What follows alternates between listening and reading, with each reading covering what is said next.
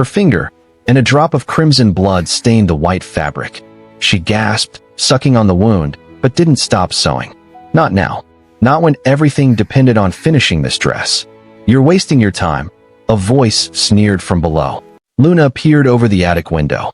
Prissy and Duchess stood in the alley, their designer collars glinting in the afternoon sun. They pointed up at her and laughed. Still playing dress-up with garbage scraps? Duchess called out. The Crystal Ball Gala is tomorrow, and you'll be exactly where you belong, watching from the gutter. Luna's ears flattened against her head. She pulled the curtain shut, her heart hammering. They were right, weren't they? She was nobody. Just a poor calico cat living above a dusty bookshop, wearing patched clothes and dreaming impossible dreams.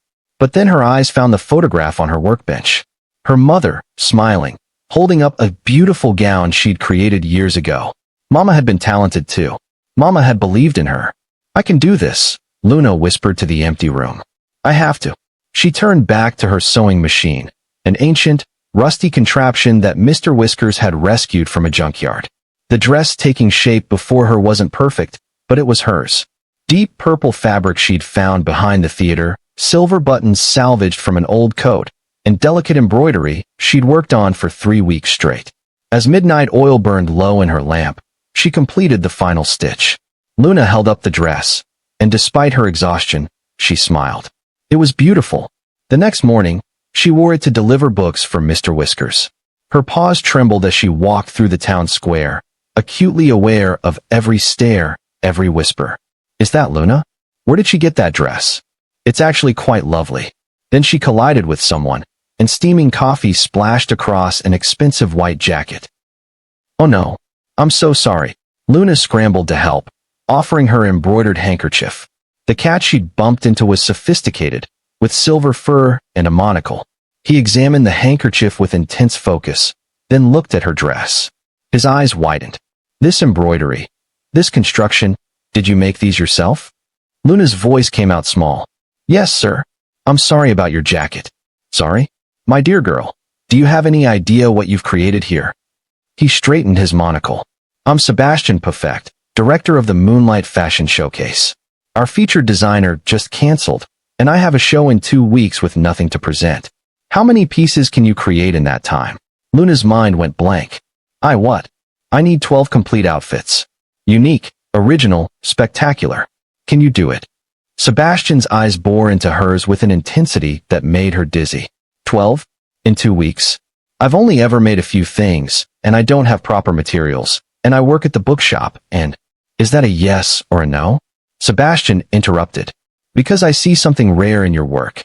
Something authentic. The fashion world is drowning in expensive mediocrity. You have genuine vision. Luna thought of Prissy and Duchess. She thought of her tiny attic room. She thought of her mother. Yes, she heard herself say. I'll do it. Sebastian smiled. Excellent. I'll return in 13 days to collect the pieces. Don't disappoint me, Luna. As he walked away, the weight of what she'd agreed to crashed over her. 12 outfits. 13 days. Impossible. She ran back to the bookshop, nearly knocking over Mr. Whiskers. Slow down, little one. What's gotten into you? I need fabric. Thread. Buttons. Everything. The words tumbled out as she explained about Sebastian and the showcase. Mr. Whiskers stroked his gray whiskers thoughtfully. That's quite an opportunity. And quite a challenge. I can't afford the materials. I can't even afford dinner most nights. What was I thinking? Luna slumped against the counter, despair washing over her. The old cat placed a gentle paw on her shoulder. Your mother used to say that limitation breeds creativity. You don't need a fortune, child. You need resourcefulness. And you need to believe in yourself. That evening, Luna spread her sketches across the attic floor. 12 designs. Each one needed to tell a story, evoke an emotion. She began with what she knew. Nature, seasons, the beauty she saw in everyday moments that others overlooked. Midnight garden. Firefly waltz. Autumn's whisper. Winter's promise. As she sketched, a tiny voice squeaked from the doorway. Need help? Pippin, the young mouse from downstairs, stood holding a spool of golden thread. I found this in the shop's storage room. Mr. Whiskers said you might need it. Luna's eyes filled with tears. Thank you, Pippin. Actually, yes. I need all the help I can get. Word spread through the neighborhood.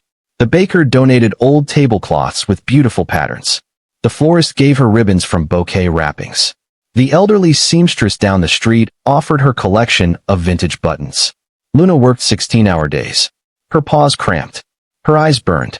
But slowly, piece by piece, her collection came to life. On day 7, she had completed 5 outfits. On day 10, 8.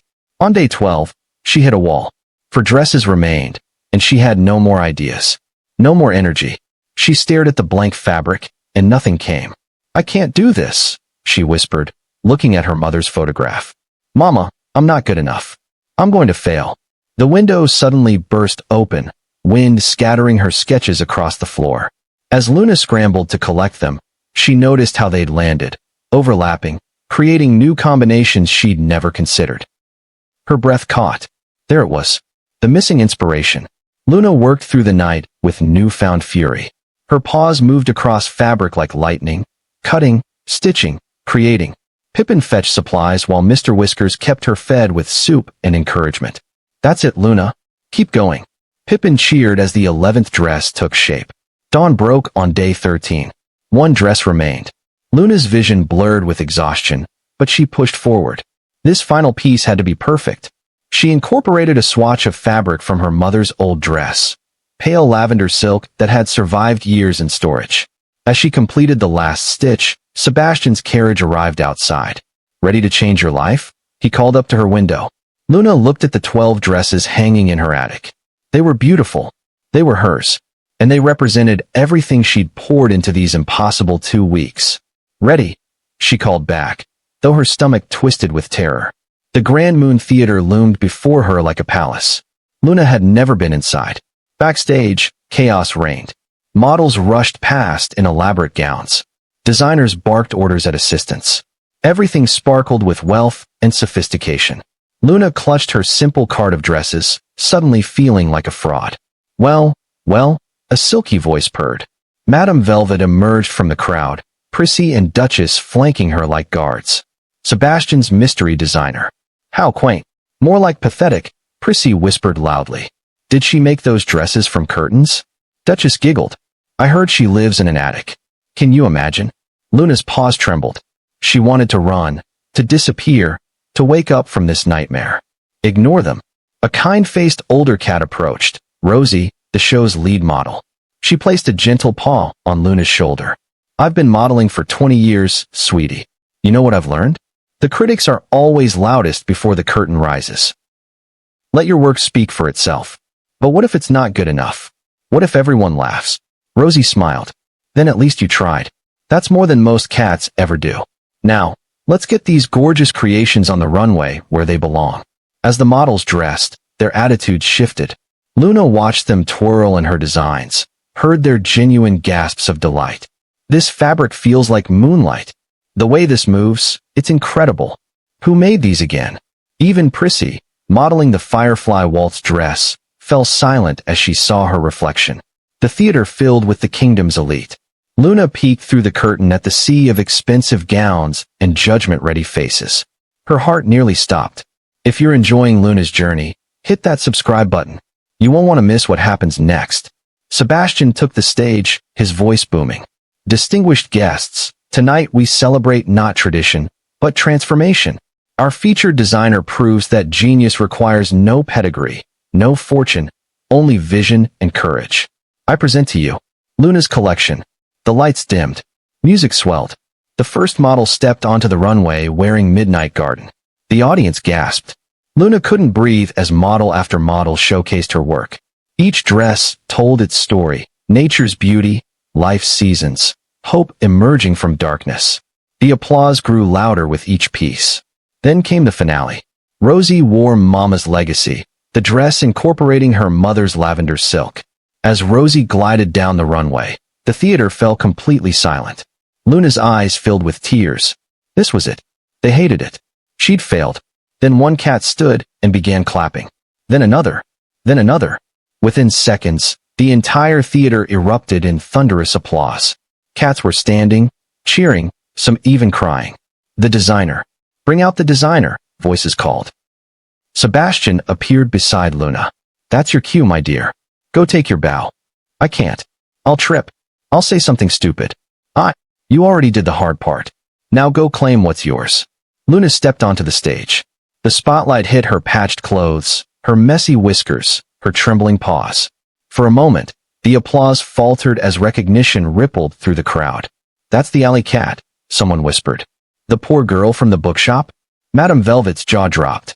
Prissy and Duchess stared in disbelief. Then Rosie began clapping harder. Mr. Whiskers and Pippin stood in the back, cheering wildly. The applause built again, even stronger than before. Sebastian presented Luna with the Golden Needle Award for extraordinary vision and unmatched artistry. Luna's voice shook as she spoke. I didn't have fancy materials. I didn't have training or money or connections. What I had were scraps that others threw away. But my mama taught me that beauty isn't about what you spend. It's about what you pour into your work. Your heart, your hope, your refusal to give up. She looked directly at Prissy and Duchess. Everyone told me I wasn't good enough. Sometimes I believed them, but I kept sewing anyway. So if you're out there feeling like you don't belong, like your dreams are too big, keep going. The world needs what only you can create. The theater exploded with applause again. Madame Velvet approached, tears streaming down her face. Luna, I owe you an apology, and I'd be honored to feature your designs in my boutique. With proper compensation, of course. Orders flooded in. Designers requested consultations. But Luna looked past them all to Mr. Whiskers and Pippin, the ones who'd believed in her from the start. That night, back in her attic, Luna placed the golden needle beside her mother's photograph. Through the window, she could see the stars. Want more inspiring stories? Drop a comment telling us about your dreams, and don't forget to like this video. I did it, Mama, she whispered. We did it. And somewhere in the starlight, she felt her mother smiling back. 1 year later, Luna's workshop trained dozens of young designers who'd been told they weren't good enough. Her boutique's sign read, "Where dreams are stitched into reality." Because Luna learned that the most beautiful creations don't come from privilege. They come from passion, persistence, and the courage to believe in yourself when nobody else does.